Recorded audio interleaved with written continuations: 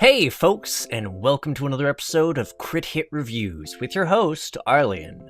Today, I'll be talking about The Hex, a game by Daniel Mullins whose work you may be familiar with due to Pony Island. But is his latest title a bewitching experience like its predecessor, or will The Hex leave you cursing?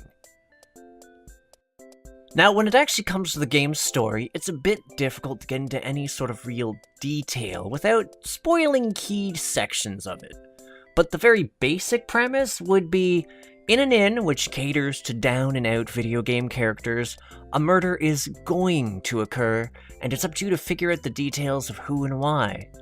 But that doesn't really do justice to the story, given that not only does it provide a solidly written and tightly orchestrated plot to follow, there's a lot of depth to discover within the storyline, tidbits of lore and information for diligent players to uncover. I honestly really enjoyed the writing and characters in The Hex and found myself genuinely curious and altogether invested in trying to find out what exactly was going on as it continued to progress. And I did persist in digging around the game after I'd finished it because of this narrative strength and the twists and turns that happened in the plot. Now, game-wise, there is a lot of variety in The Hex. But to start things off, you're in a hub area, that is the inn itself, where you're introduced to the various characters, can talk to them, and poke around more akin to an adventure game than anything else. And I mean, I guess you can collect spare change too, which you can use for stuff, but that's neither here nor there. That said, there is 6 distinct segments which all represent the various patrons that you get to explore along with these characters' backstories, and they represent some very diverse gaming experiences. Whether it's platforming, a JRPG, a walking simulator, or more still, each one of the characters gets an interesting and personalized chunk of gameplay that not only serves to highlight their distinct personality, experiences, and the overarching narrative, but also manages to be a fair bit of fun. That said, I will point out that whilst the altogether array of games that are presented in The Hex are varied, those segments themselves are still very much geared towards advancing the plot, and so the overall difficulty curve of the game is somewhat on the lower end for raw skill, though still very much enjoyable.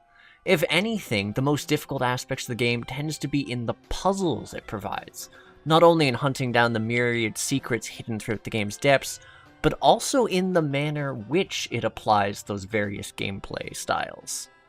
Given the amount of things to do, the game does make replaying through it fairly convenient with its chapter select mechanism, which not only allows you to revisit your favorite sections of the narrative, it also lets you replay and master the segments of the game for achievement hunters in the audience, as well as the people hunting down the secret bits of lore that are stashed here and there.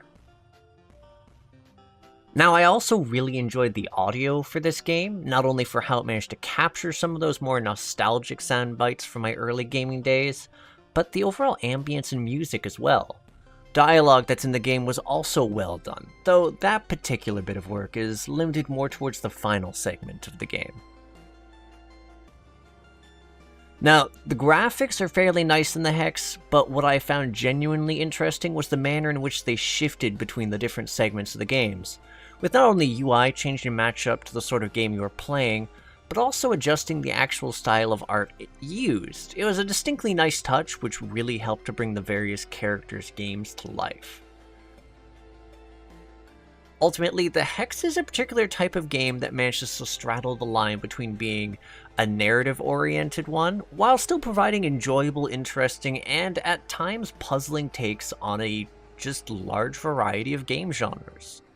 It provides both a novel experience to those seeking something fun and different, and an altogether solid and engrossing story for the player to navigate, whether they choose to do so casually or invest themselves a bit more deeply in discovering just how far the rabbit hole goes.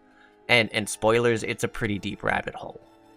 The various bits of satire and silly moments of the game also help a fair bit in ensuring that the tone never becomes relentlessly dark, even despite some rather unsettling moments. I'll also admit that I found the game's meta-commentary on game creation and the relationship between developers, studios, and their creations, their games, fairly on the nose. Altogether, this falls amongst the games which I would highly recommend giving a whirl, because there's a lot to be had here.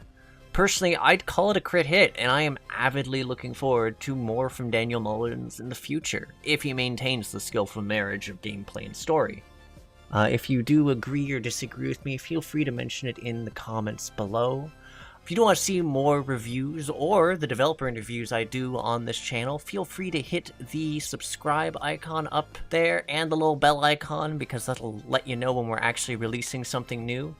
Otherwise, I hope you folks have found this entertaining and enjoyable, and I'll catch you folks on the next episode of Crit Hit Reviews.